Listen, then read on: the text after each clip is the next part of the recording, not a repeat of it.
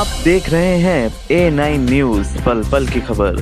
आज दिनांक 29 सितंबर 2025 को श्री राम कथा मंचन समिति लाजपत नगर मुरादाबाद के तत्वाधान में लाजपत नगर रामलीला मैदान के भव्य रंगमंच पर स्वामी नंदकिशोर शर्मा के कुशल निर्देशन में श्री ब्रजधाम रामकृष्ण लीला संस्थान वृंदावन के कलाकारों द्वारा नवीन प्रसंग, आकर्षक दृश्यों एवं सुमधुर संगीत सहित मनमोहक रामलीला का मंचन किया गया। आज की लीला में विभीषण शरणागति, रामेश्वर स्थापना, लंका जाने के लिए समुद्र से रास्ता देने के लिए प्रार्थना, समुद्र पर राम का क्रोध, समुद्र पार कर अंगद को शांति दूत बनाकर रावण के पास भेजना, राम रावण युद्ध का ऐलान, पहले दिन रावण का युद्ध के मैदान में आना और राम और रावण ने भयंकर युद्ध होता है, एक दूसरे पर शक्तियों का प्रयोग करना, युद्ध करते करते रावण मूर्छित होकर रथ में गिर पड़ता है और सारथी वापस लंका ले जाता है।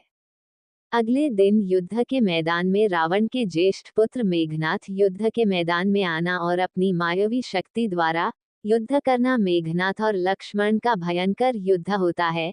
जब लक्ष्मण मेघनाथ से किसी भी मायावी शक्ति से परास्त नहीं होते हैं, तब वो ब्रह्म शक्ति का प्रयोग करता है और जो लक्ष्मण जी को मूर्छित कर देती है। लक्ष्मण के मूर्छित होते ही राम की सेवा में उदासी छा जाती है। हनुमान लक्ष्मण के मूर्छित शरीर को उठाकर राम के पास ले जाते हैं। राम लक्ष्मण को देखकर व्याकुल हो जाते हैं और वह कहते हैं कि मेरा लक्ष्मण किस प्रकार ठीक होगा। विभीषण के कहने पर हनुमान जी लंका से सुषेण वैद्य को ले आते हैं। सुषेण कहते हैं कि कल सूर्य उदय से पहले अगर संजीवनी बूटी आ जाए तभी उनके प्राण बच सकते हैं। राम हनुमान की ओर देखते हैं और संजीवनी बूटी लाने को कहते हैं। हनुमान जी तुरंत संजीवनी बूटी लाने के लिए चल देते हैं। हनुमान जी की संजीवनी बूटी लेकर आने की उड़ान देखने के लिए हजारों की संख्या में राम भक्त लाजपत नगर रामलीला मैदान में उपस्थित हुए। जब हनुमान जी संजीवनी बूटी लेकर ऊपर से उतर रहे थे, तब उपस्थित जनसमूह हनुमान चालीसा का पाठ कर रहा था। जैसे ही हनुमान जी संजीवनी बूटी लेकर मंच पर पहुंचते हैं, जय श्री राम के नारे के साथ गूंज उठता है रामलीला मैदान। आज की व्यवस्था में श्री राम कथा मंचन समिति के अध्यक्ष महेश चंद्र अग्रवाल, महामंत्री विनोद बाबू सक्सेना, मंत्री श्याम कृष्ण रस्तोगी, कोषाध्यक्ष मुकुल बंसल, राजीव राघव, विवेक शर्मा, शम्मी रस्तोगी, अतुल अग्रवाल, विपिन अग्रवाल, राजेंद्र अग्रवाल, शिवशरण अग्रवाल, राजीव अग्रवाल, रामकुमार गुप्ता, मनोज व्यास आदि ने सक्रिय सहयोग दिया। भवदीय श्याम कृष्ण रस्तोगी, मंत्री श्री राम कथा मंचन समिति लाजपत नगर मुरादाबाद। अनुसार दूत पठाइए बाली को। हम सबसे पूछ रहे हैं कि हमें क्या करना चाहिए। भगवान, एक बार लंकापति रावण के समीप में किसी समझी दूत को भेजना चाहिए जो कि उसे जाकर के समझाए। हम चाहते हैं कि राम और रावण की सेना में युद्ध न हो, उसे नीति के द्वारा समझाए।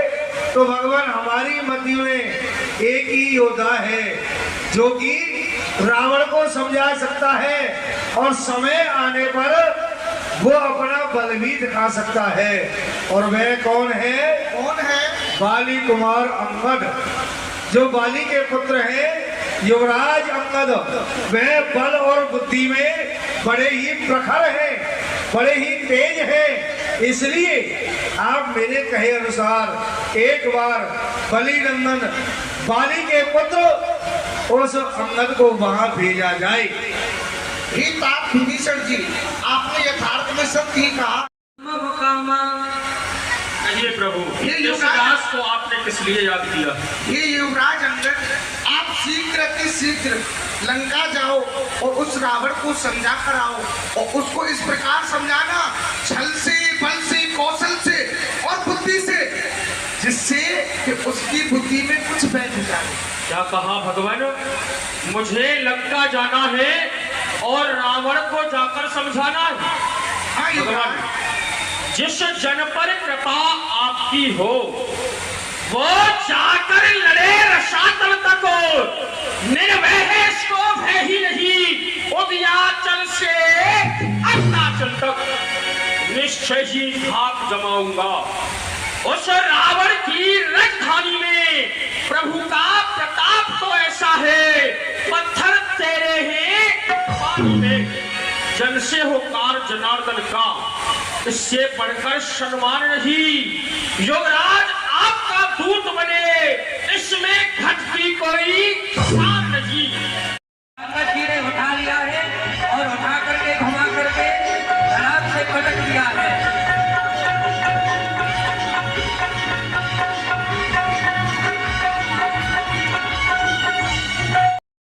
मत हारे हारे का मर कर से उसे बुलाए हम।